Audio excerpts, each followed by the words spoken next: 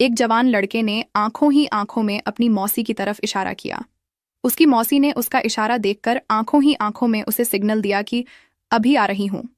घर में शादी का माहौल था और काफी भीड़ थी, लेकिन घर में एक कमरा ऐसा था जिसमें गेहूं के कट्टे रखे हुए थे और उस कमरे में अंधेरा था।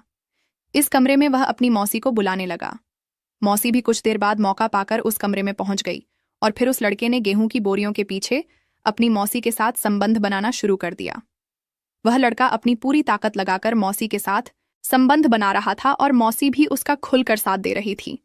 उस कमरे में कोई नहीं था तो इन दोनों की आवाज कमरे में गूंजने लगी और यह आवाज उस लड़के के फुफेरे भाई ने सुन ली। वह तुरंत कमरे में आ गया। जब वह कमरे में आया तो अंधेरे की वजह से उसे कोई नहीं दिखा। फिर जब उसने गेहूं की बोरी के पीछे झांक कर देखा तो वह लड़का और उसकी मौसी निर्वस्त्र अवस्था में संबंध बना रहे थे।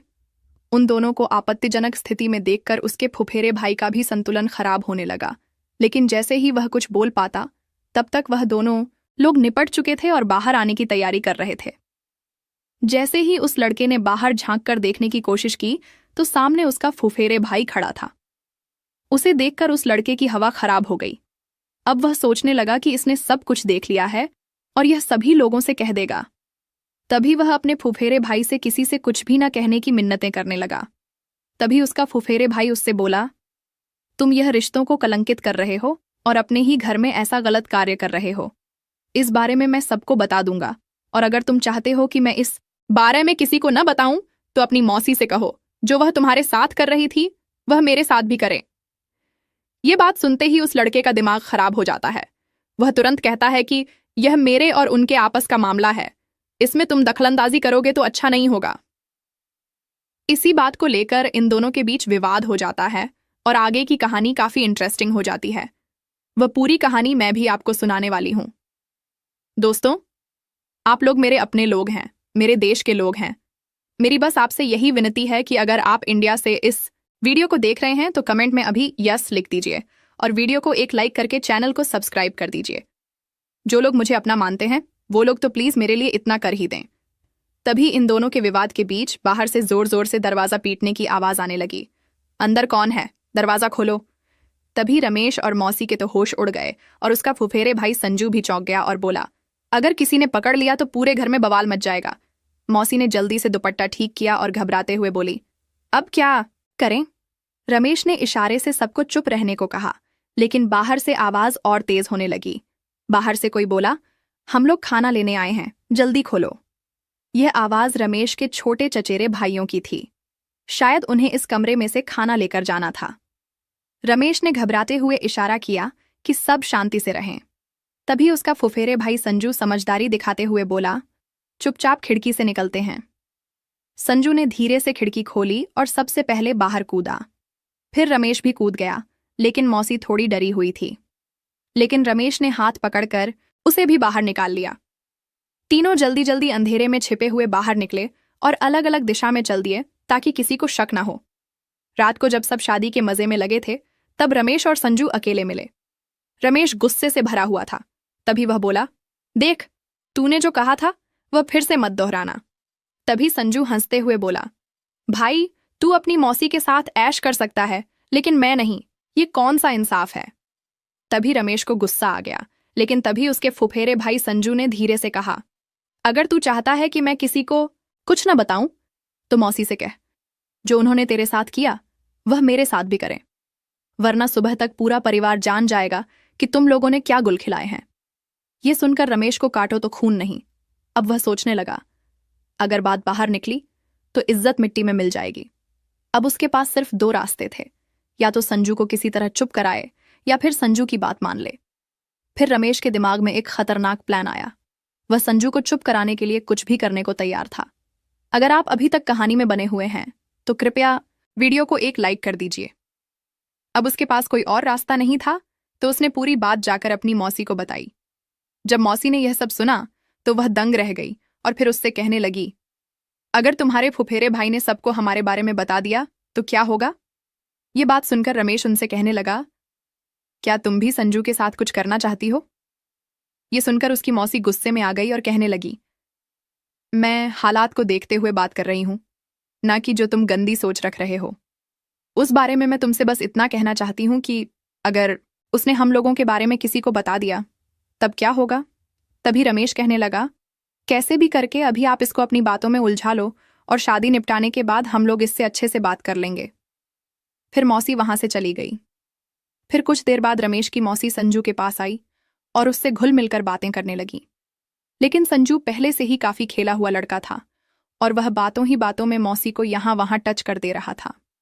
लेकिन मौसी की मजबूरी थी तो वह कुछ नहीं कह रही थी और संजू बार बार उनसे अकेले में मिलने को कह रहा था।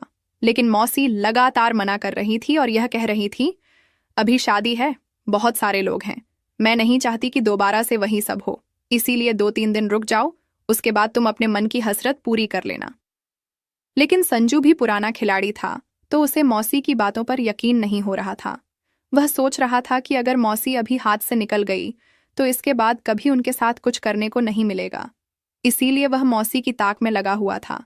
लेकिन मौसी कोई न कोई बहाना बनाकर उसे टाल रही थी। मौसी भी देखने में किसी से कम नहीं थी, बहुत ही सुंदर, गोरी चिट्टी और आकर्षक थी।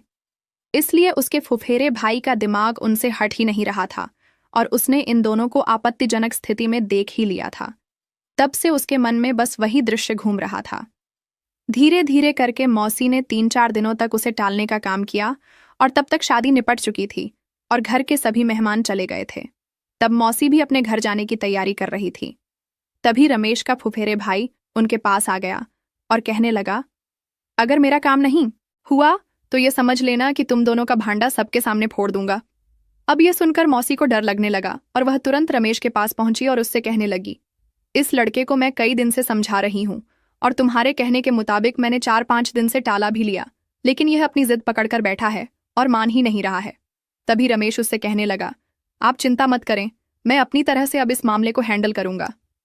फिर रमेश अपने फुफेरे भाई के पास पहुंचा और उससे कहने लगा, भाई तू मेरा अपना है, फिर तू इस तरह की बातें मुझसे क्यों कर रहा है।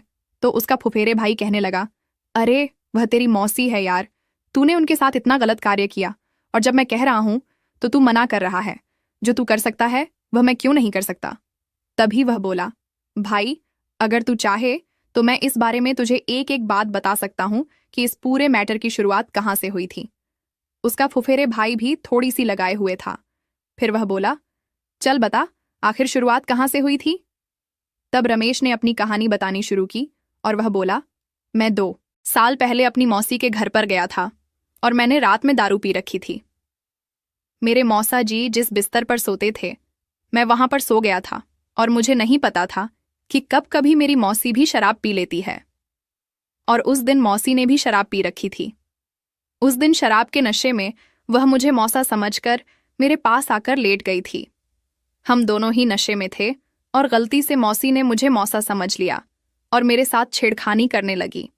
मैं नशे में होने के कारण खुद पर कंट्रोल नहीं कर पाया और मौसी का साथ देने लगा। फिर कुछ देर बाद हम दोनों निर्वस्त्र हो गए और मैं मौसी के साथ संबंध बनाने लगा। संबंध बनाते वक्त जब मैं कुछ बोला तब मौसी एकदम चौंक गई और अपना फोन उठाकर जैसे ही फ्लैशलाइट जलाकर देखा तो मौसा की जगह मैं था। तो वह कहने लगी, ये तूने मेरे साथ क्या कर दिया। मैं नशे में था और मौसी भी नशे में थी। मैंने कहा, अब मौसी जो हो गया है उसे हो जाने दो। दोनों लोग शराब के नशे में थे, इस वजह से मौसी भी मेरी बात मान गई और फिर हम दोनों के बीच संबंध बन गए। और फिर जब एक बार ऐसा हुआ तो हम दोनों की झिझक खुल गई और फिर जब भी मौका मिलता तो हम दोनों लोग संबंध बना लिया करते थे। यह सुनकर उसका फुफेरे भाई जोर जोर से हंसने लगा और कहने लगा, अब तो यह बात एक एक आदमी को बताऊंगा। तभी रमेश कहने लगा, भाई मैंने तुझे भरोसे पर यह बात बताई है और तू मेरे साथ ऐसी हरकत कर रहा है। तो वह कहने लगा, तेरी मौसी इतनी खूबसूरत है, उन्हें देखकर तो कोई भी उन पर फिसल जाए, तो मैं कैसे छोड़ दूं। रमेश काफी देर अपने फुफेरे भाई को समझाता रहा लेकिन उसकी समझ में नहीं आई। उसके हाव भाव देखकर रमेश समझ चुका था कि यह नहीं मानेगा। इसलिए उसने अपने फुफेरे भाई से कहा, चल मैं कल तेरे बारे में मौसी से बात करता हूं और कल दोपहर में मैं जहां कहूं तू वहां आ जाना और जो भी तेरा मन करे वह मौसी के साथ में कर लेना। इतनी बात सुनकर रमेश का फुफेरे भाई बहुत खुश हुआ और कहने लगा, बस मैं यही चाहता हूं और अगर कल दोपहर के बाद तुम लोगों ने कोई भी नाटक किया तो मैं शाम तक सारी बातें सभी लोगों को बता दूंगा। फिर रमेश वहां से चुपचाप चला आया और अपने घर पर आकर लेट गया और रात भर अपने दिमाग में यही सोचता रहा कि आखिर अब क्या किया जाए। फिर अगले दिन उसने सुबह संजू से कहा, दोपहर 1 बजे तुम मेरी बताई जगह पर आ जाना, क्योंकि घर पर जो तुम चाहते हो वह हो पाना संभव नहीं है। इसलिए मैंने मौसी को 1 बजे हाईवे के पास एक जंगल में बुलाया है। वह वहां पर आ रही है और आज जो तुम चाहो वह मेरी मौसी के साथ में मेरे ही सामने कर लेना। मैं तुम्हें नहीं रोकूंगा और न ही मौसी तुम्हें मना करेगी। इतनी बात सुनकर उसका फुफेरे भाई खुश हो गया। यहां तक कहानी पसंद आई तो प्लीज एक लाइक कर दीजिए। उसकी बताई लोकेशन पर पहुंच गया। जब वह वहां पहुंचा तो रमेश और उसकी मौसी बैठे हुए थे। तभी संजू जल्दी से मौसी के पास पहुंचा और बोला, जल्दी करो, मुझे कंट्रोल नहीं हो रहा है। जैसे ही संजू मौसी के करीब पहुंचा, तुरंत रमेश ने अपनी जेब से एक धारदार हथियार निकाला और संजू पर प्रहार करने शुरू कर दिए। उसने तब तक प्रहार किया जब तक संजू के प्राण नहीं निकल गए। फिर उसने वहीं जंगल में एक पेड़ के नीचे गड्ढा खोदकर संजू की लाश को दफना दिया। फिर उसकी मौसी और रमेश दोनों लोग घर आ गए। उसके बाद शाम तक संजू कहीं दिखाई नहीं दिया तो घर वालों को थोड़ी टेंशन होने लगी। जब उन्होंने संजू का फोन मिलाया तो उसका फोन स्विच ऑफ आ रहा था, लेकिन किसी को यह नहीं पता था कि वह कहाँ गया है। रात के लगभग 12 बजने को आ गए थे, लेकिन संजू का कहीं आता पता नहीं था। संजू की मां को उसकी बहुत टेंशन होने लगी, तो उन्होंने पुलिस को सूचना दी। पुलिस ने आकर बारी बारी से सबसे पूछा, लेकिन संजू के बारे में किसी को कुछ भी नहीं पता था। फिर जब रमेश और उसकी मौसी से इस बारे में पूछा गया तो उन्होंने भी साफ मना कर दिया। अब संजू की किसी भी प्रकार से कोई जानकारी नहीं मिल पा रही थी। पुलिस ने संजू की कॉल डिटेल निकाली, लेकिन उसमें भी उन्हें कोई नंबर नहीं मिला जिससे कि उन्हें कोई सुराग मिल सके, क्योंकि रमेश और उसके फुफेरे भाई संजू की जो भी बातें हुई थीं वह आमने सामने हुई थीं। फोन पर या मैसेज पर कोई भी किसी भी तरह की बात नहीं हुई थी और यह दोनों रिश्तेदार थे। तो इसीलिए पुलिस को इस बात का अंदाजा भी नहीं था कि उस लड़के के साथ किसी ने कुछ ऐसा कर दिया होगा। धीरे धीरे इस केस को काफी समय गुजर गया और संजू की मां हर रोज थाने जाकर पुलिस वालों से पूछा करती थी कि मेरे बेटे की जानकारी मिली या नहीं, लेकिन किसी भी प्रकार का कोई सबूत नहीं मिल पा रहा था। और इधर रमेश और उसकी मौसी अपने कार्यक्रम में लगे हुए थे। उन दोनों को तो जैसे खुली आजादी मिल गई थी। लेकिन कहते ना, बुरे काम का बुरा अंजाम ही होता है।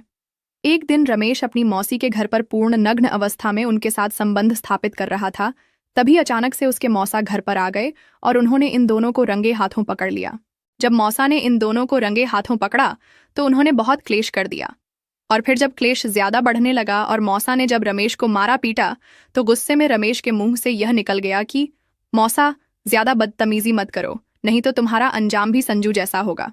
यह सुनते ही उसके मौसा सब खेल समझ गए और तुरंत घर से बाहर भाग गए और सीधा थाने पहुंच गए। थाने पहुंचने के बाद उसने पूरी बात पुलिस को बताई। जैसे ही पुलिस ने यह बात सुनी तो तुरंत रमेश और उसकी मौसी को घर से गिरफ्तार कर लिया।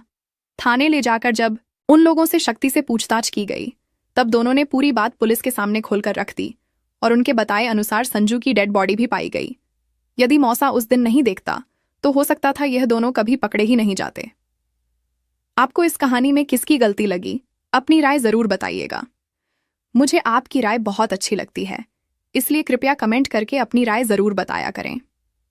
दोस्तों, लोग आवेश में आकर इस तरह से रिश्तों को कलंकित तो कर देते हैं, लेकिन इन घटनाओं का समाज पर बहुत गलत असर पड़ता है। जो रमेश और उसकी मौसी कर रहे थे वह वाकई समाज में एक गलत उदाहरण था। बाकी आप लोगों की इस बारे में क्या राय है वह आप जरूर बताइएगा। दोस्तों, इस कहानी को सुनाने का उद्देश्य किसी के दिल को ठेस पहुंचाना नहीं है, किसी की भावनाओं को ठेस पहुंचाना नहीं है, किसी भी प्रकार की अनैतिकता या अश्लीलता को बढ़ावा देना नहीं है और न ही किसी भी प्रकार के नशे को बढ़ावा देना है। इस कहानी का उद्देश्य समाज में हो रहे इस प्रकार के मुद्दों के प्रति जागरूकता लाना है।